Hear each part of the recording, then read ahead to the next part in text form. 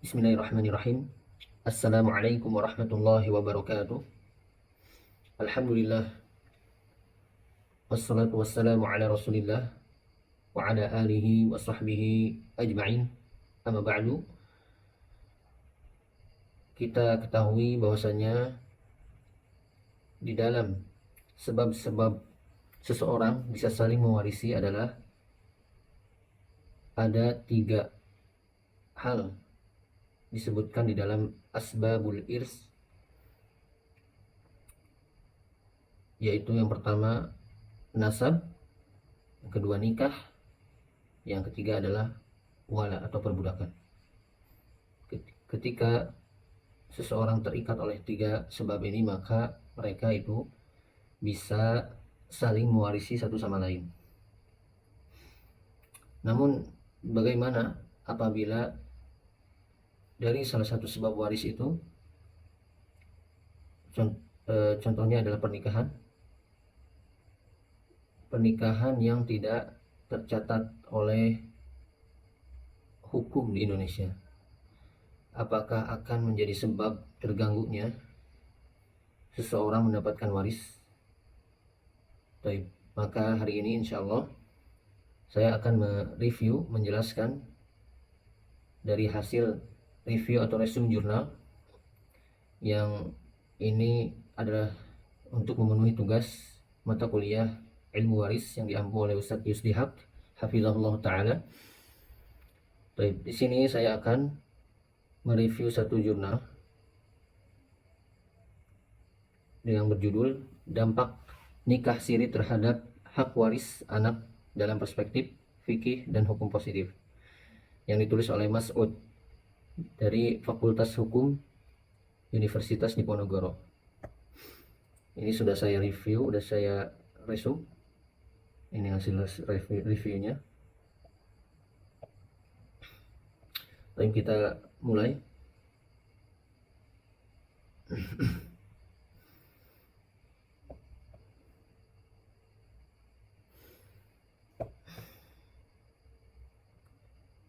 Kita akan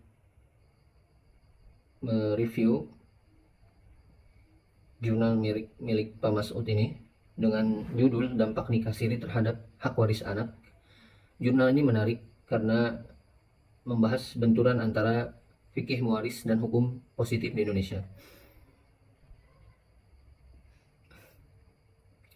Jadi kita akan fokus membandingkan antara fikih Islam dan hukum positif di Indonesia terhadap nikah siri, apakah akan menyebabkan seorang anak ini sulit mendapatkan waris atau bagaimana perspektif di antara 2 hukum ini. Kita masuk yang pertama ke hukum fikih dulu, hukum Islam dulu. Sebetulnya di dalam Islam ini mudah, asalkan rukun nikah itu terpenuhi, maka nasabnya itu tersambung. Kita tahu arkanun nikah, ada calon mempelai, walinya, dan juga 2 orang saksi, dan juga ada ijab qabul. Maka jika terpenuhi semua itu, anak yang lahir berstatus sah dan memiliki hak saling mewarisi secara penuh dengan ayahnya. Inilah pandangan dari sudut perspektif fikih Islam. Lalu yang kedua, kita lihat dari pandangan hukum positif di Indonesia.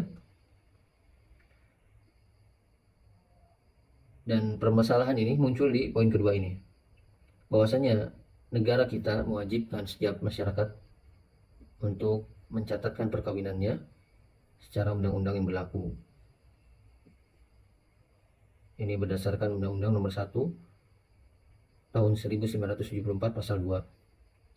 Dan apabila pernikahan tidak ada akta atau nikah siri, anak ini dianggap anak luar kawin. Jadi status hukum anak hanya memiliki hubungan perdata dengan ibu dan keluarganya, ibu dan keluarga ibu.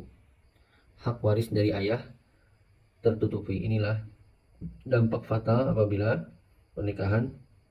dampak fatal dari pernikahan siri. Jadi meskipun secara agama dia ahli waris, tapi secara hukum negara dia tidak punya legal standing atau kedudukan hukum untuk menuntut harta warisan tersebut jika terjadi sengketa. Jadi ketika warisnya mungkin tidak ada masalah, maka anak dari hasil nikah siri ini pun akan mendapatkan warisnya dengan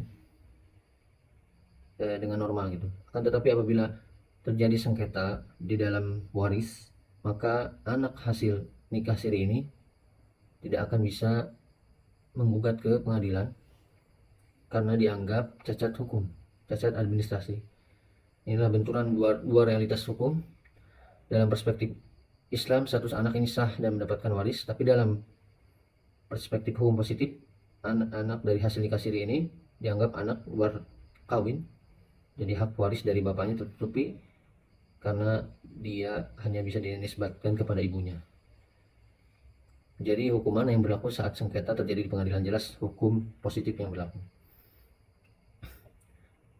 Lalu putusan MK nomor 46 tahun 2010 ada sebuah upaya untuk menjembatani masalah ini, yaitu dengan cara tes DNA. Jadi anak yang di luar kawin ini bisa memiliki hubungan perdata dengan ayah biologisnya jika dapat dibuktikan dengan tes DNA. Akan tetapi jembatan ini kita bilang masih rapuh. Karena meskipun ada putusan MK, pembuktian di pengadilan agama tetap akan sulit. Mengapa? Pengadilan agama tetap membutuhkan dasar hukum otentik untuk sengketa waris, yaitu akta nikah. Jadi kesimpulannya dari penulis Pak Masud ini, tanpa akta nikah, putusan MK tidak serta-merta membuka hak waris.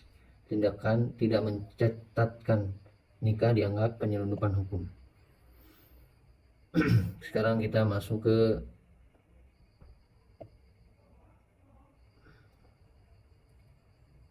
metode penelitian, tadi luput untuk disebutkan. Metode ini menggunakan metode yuridis normatif atau penelitian hukum kepustakaan. Lalu kesimpulannya, secara fikih nikah siri ini sah dan mendapatkan waris, dan secara hukum positif nikah siri ini tidak diakui negara dan bisa menyebabkan seorang anak tidak mendapatkan waris dari ayah kandungnya. Lalu kekuatan atau kelebihan dari jurnal yang ditulis oleh Bapak Masud ini adalah penjelasan konsep dasar yang kuat. Jurnal ini memberikan landasan teori yang sangat baik mengenai asas-asas kewarisan Islam sebelum masuk ke pokok masalah. Perbandingan yang jelas, penulis berhasil mengkontraskan perbandingan fikih dan positif secara apple to apple sehingga pembaca memahami letak konflik hukumnya. Relevansi isu yang diangkat sangat relevan dengan kondisi sosiologis masyarakat Indonesia yang masih sering mempraktikkan nikah siri. Itulah kekuatan dari jurnal ini, dan ada beberapa kelemahan. Salah satunya adalah analisis putusan MK kurang mendalam. Jadi Pak Masud ini sempat menyinggung putusan MK tahun 2010 ini, namun analisisnya cenderung pesimis dan dengan menyatakan anak tetap sulit mewarisi. Itu mungkin paparan dari kami terkait masalah dampak nikah siri terhadap warisan anak. Semoga apa yang Anda sampaikan bisa bermanfaat. Sekian review jurnal dari kami. Assalamualaikum warahmatullahi wabarakatuh.